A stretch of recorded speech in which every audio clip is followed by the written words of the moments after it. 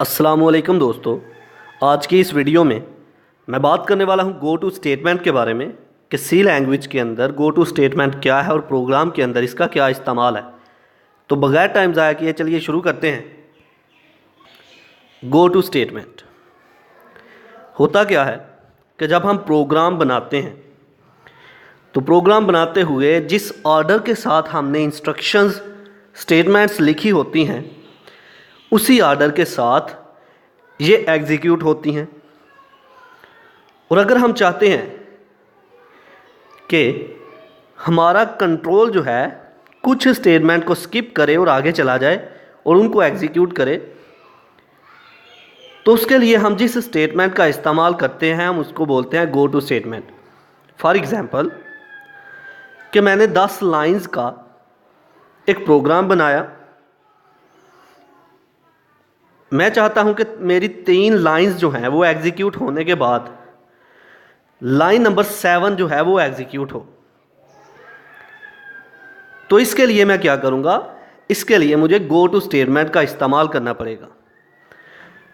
कि मतलब ये कि प्रोग्राम की फ़्लो को चेंज कर रहे हैं हम गो टू स्टेटमेंट की मदद से। हमारा कंट्रोल जो है वो एक पॉइंट से दूसरे पॉइंट की तरफ ट्रांसफ़र हो रहा है। या फिर हम कह सकते हैं कि अगर हम चाहें तो गो टू स्टेटमेंट की मदद से अपने कंट्रोल को एक जगह से दूसरी जगह ले जा सकते हैं। तो आइए आप इसको लफ्ज़ी तौर पर पढ़ते हैं।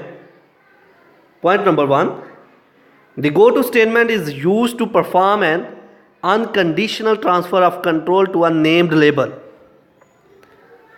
गो टू स्टेटमेंट का इस्तेमाल प्रोग्राम के अंदर इसलिए किया जाता है कि हम कंट्रोल को ट्रांसफ़र कर सकें एक पॉइंट से दूसरे पॉइंट की तरफ।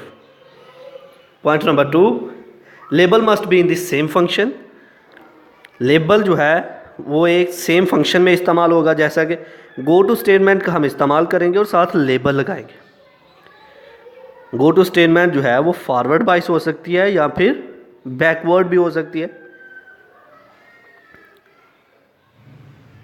अब point number 3, a label is meaningful only to a go to statement.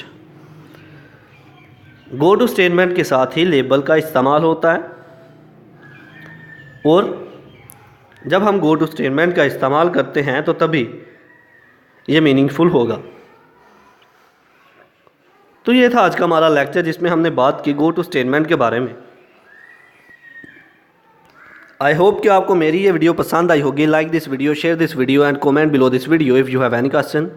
Thanks for watching. Subscribe Focus Group. अल्लाह हाफिज़।